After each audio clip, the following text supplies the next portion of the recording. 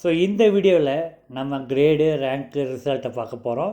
Last வீடியோவில் நம்ம வந்து டோட்டல் ஆவரேஜ் மின்னு மேக்ஸை பார்த்துருக்கோம். ஸோ அதை பார்க்காதவங்க யாராவது இருக்கீங்கன்னா நீங்கள் டிஸ்கிரிப்ஷனில் லிங்க் இப்போ கொடுத்துருக்கேன், அதை போய் கிளிக் பண்ணி பார்த்துக்கோங்க. இப்போ இந்த வீடியோவில் நம்ம கிரேடு ரேங்க் ரிசல்ட்டை பற்றி பார்க்கலாம். First grade. எந்த ஒரு ஃபார்முலா போடுறதுக்கு முன்னாடி நீங்கள் என்ன பண்ணணும் அப்படின்னா ஈக்குவல் டு ஆரம்பிக்கணும். அந்த ஈக்குவல் டு போடாமல் உங்களால் என்ன பண்ண முடியாது, ஃபார்முலா போட முடியாது. ஸோ ஈக்குவல் டு அப்படின்னு போட்டுக்கிறேன். கிரேடுக்கு வந்து பார்த்திங்கன்னா தனியாக ஸ்பெசிஃபிக்காக வந்து நம்மளுக்கு ஃபார்முலா கிடையாது. ஸோ அதனால் நான் அதுக்கு பதிலாக இஃப்னு போட்டுக்கிறேன். எதுக்காக கிரேடுக்கு பதிலாக இஃப்னா, ஸோ கிரேடுனால என்ன அர்த்தம், நீ கிரேட்டர் தென் 80 இருந்தால் ஏ கிரேடு, கிரேட்டர் தென் பியாக இருந்தால் கிரேட்டர் தென் 60 இருந்துச்சுன்னா பி கிரேடு, கிரேட்டர் தென் 50னா சி கிரேடு.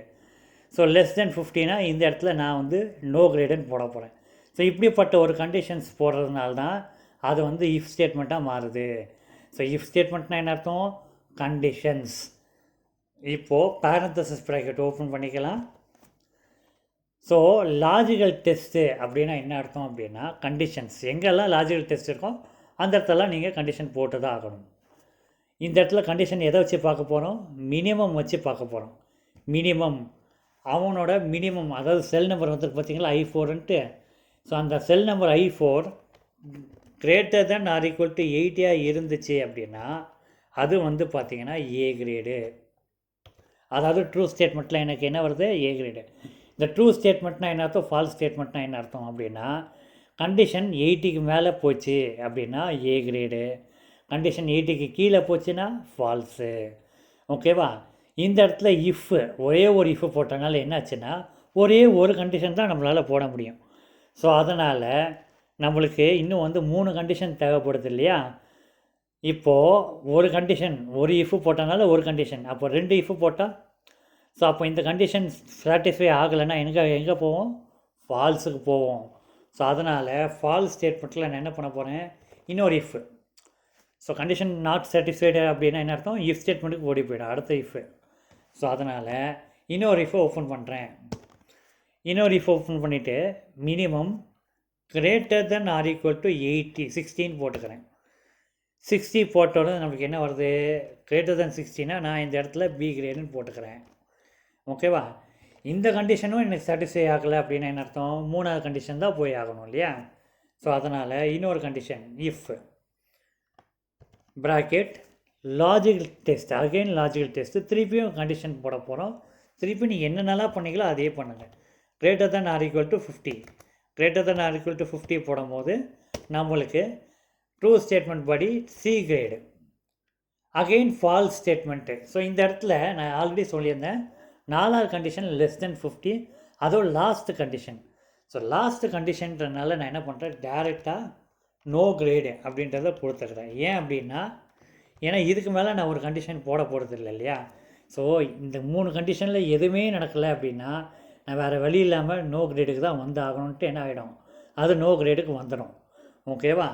ஸோ இங்கே இந்த இடத்துல எத்தனை இஃப் ஓப்பன் பண்ணியிருக்கேன், 1 2 3 3 இஃப் ஓப்பன் பண்ணியிருக்கேன். ஸோ அத்தனை இஃப் ஓப்பன் பண்ணியிருக்கேன்றனால 3 இஃப்பை க்ளோஸ் பண்ணுறேன். 1 2 3 அந்த ப்ராக்கெட்டை அப்படியே க்ளோஸ் பண்ணிவிட்டு என்டர் அழுத்தினேன்னா எனக்கு நோ கிரேடு. இவன் பார்த்தீங்களா 1000 தான் வந்து அவன் 98 எடுத்திருந்தாலும் அவன் மினிமம் மார்க் 34, அதனால் இவனுக்கு நோ கிரேடு. ஸோ ஃபார்முலாஸ் நல்லா தெரிஞ்சிச்சு அப்படின்னா ஃபில் சிரிஸ் பண்ணிக்கலாம்.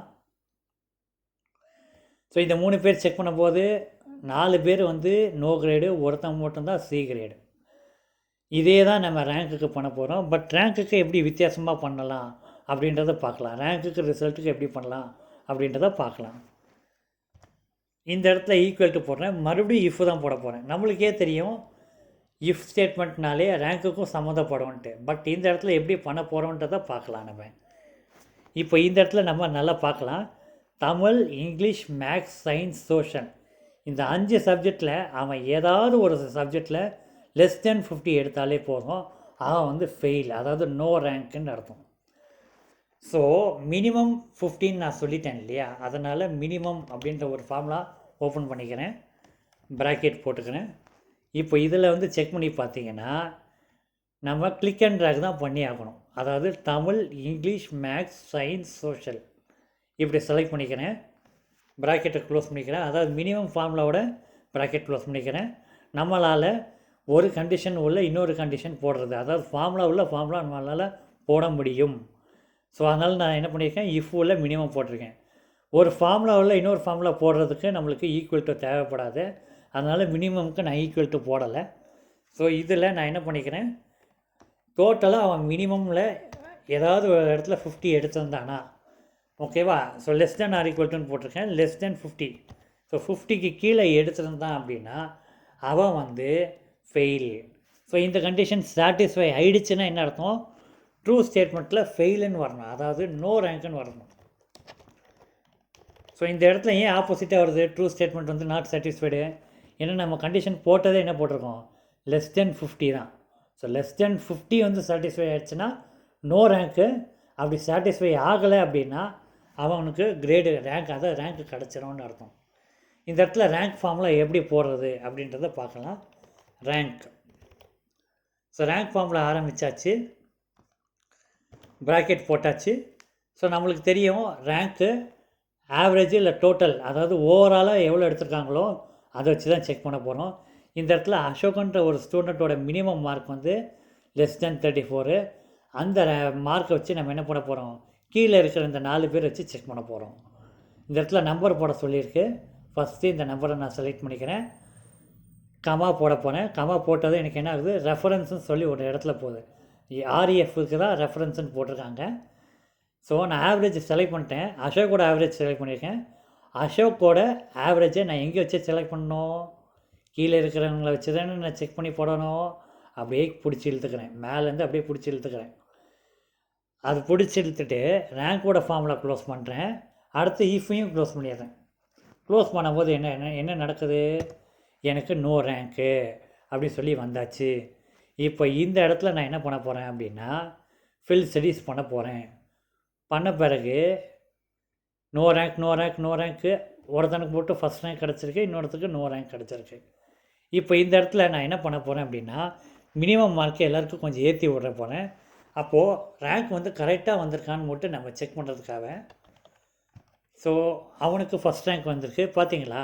இந்த இடத்துல எனக்கு 2 பேருக்கும் ஃபஸ்ட் ரேங்க் போட்டிருக்கேன், 2 பேருக்கும் சேம் வந்திருக்கு. அது எப்படி, 2 பேரும் வந்து மினிமம் வேறு வேறு மாதிரி தான் எடுத்திருக்காங்க, ஆனால் வந்து என்னாச்சு ஃபஸ்ட் ரேங்க் 2 பேருக்கும் ஒரே மாதிரி வந்திருக்கு. அது எப்படி அது, சரி இவனை வச்சு செக் பண்ணி பார்க்கலாம்.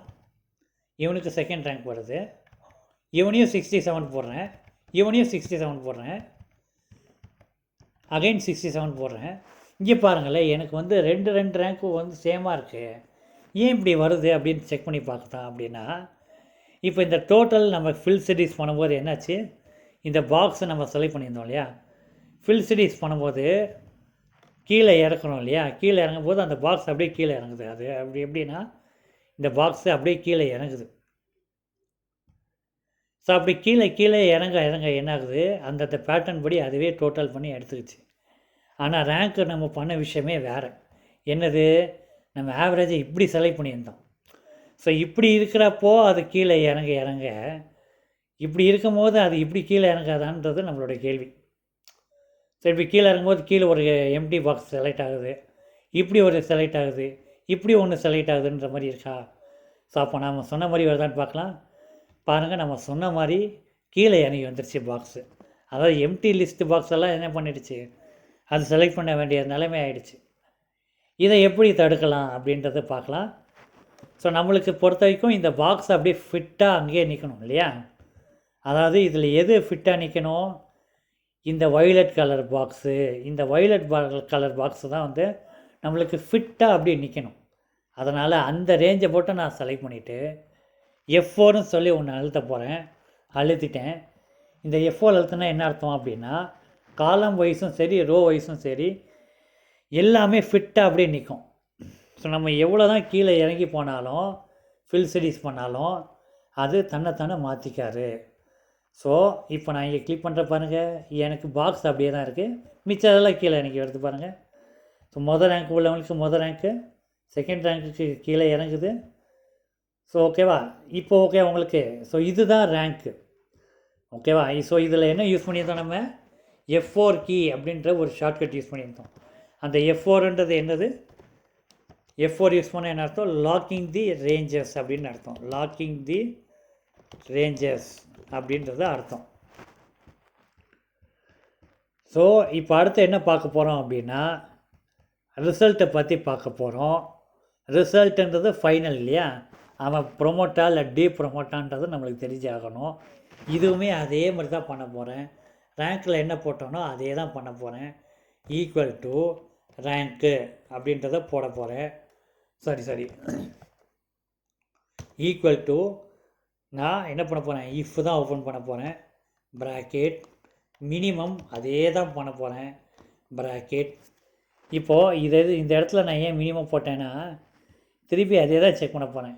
தமிழ், இங்கிலீஷ், மேக்ஸ், சயின்ஸ், சோஷியலில் இவன் எதுலையா ஒன்று மினிமம் வந்து லெஸ் தென் 50 இருந்தால் கூட அவன் வந்து டீ ப்ரமோட்டுன்னு அர்த்தம், இல்லைனா ப்ரொமோட்டுன்னு அர்த்தம்.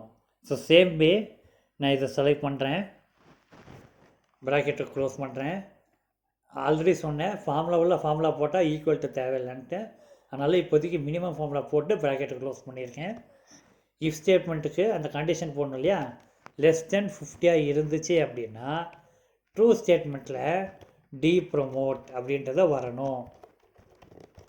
டி ப்ரொமோட் அப்படின்றது வரணும். இல்லைனா அப்படின்னா அவன் ப்ரொமோட் பண்ணிடலாம் அப்படின்றது அர்த்தம்.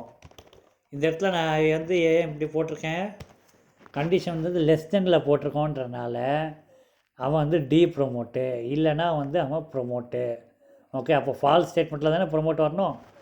இந்த இடத்துல நம்மளுக்கு ப்ரொமோட்டுன்னு ஆன்சர் வந்துருச்சு, ஏன்னா இவன் ஃபஸ்ட் ரேங்க் எடுத்திருக்கான். அப்படியே செலக்ட் பண்ணி பார்க்கும்போது ஸோ 4 பேர் ப்ரொமோட் ஆகிட்டாங்க, ஒருத்தர் மட்டும் தான் டி ப்ரொமோட் ஆகிருக்கான். நம்ம செக் பண்ணி பார்த்துக்கலாம். ஸோ மினிமம் மார்க் 45ன்னு போடுறேன், உடனே அவன் டி ப்ரொமோட் ஆகிடுறான். எல்லா இடத்துலையும் மாறிடுது, no grade, no rank, D promote. So நிறைய விஷயங்கள் இருக்குது இதில். ஸோ ஒன்று மாற்றினா கூட டக்குன்னு ஆட்டோமேட்டிக்காக அதே மாறிடும். ஸோ இதுக்கு பேர் தான் மார்க் லிஸ்ட்டு. ஸோ நெக்ஸ்ட் கிளாஸில் நம்ம என்ன பார்க்க போகிறோம் அப்படின்னா கண்டிஷனல் ஃபார்மேட்டிங். அந்த கண்டிஷனல் ஃபார்மேட்டிங் வச்சு நம்ம என்ன செய்ய போகிறோம் அப்படின்னா கிரேட்டர் தென் 80, 60லாம் போடுறோம் இல்லையா, green colour mark, yellow colour mark, சிவப்பு கலர் மார்க், இதெல்லாம் என்ன அர்த்தம் அப்படின்னா average, highest, minimum mark. So fail ஆனவங்களுக்கு சிவப்பு கலரு, ஹையஸ்ட்டு உள்ளவங்களுக்கு க்ரீன் கலரு, மீடியமாக எடுத்தவங்களுக்கு எல்லோ கலர். அதுக்காக நம்ம இந்த கண்டிஷனல் ஃபார்மேட்டிங் யூஸ் பண்ண போகிறோம். Okay, thank you. நம்ம நெக்ஸ்ட் கிளாஸ் பார்க்கலாம்.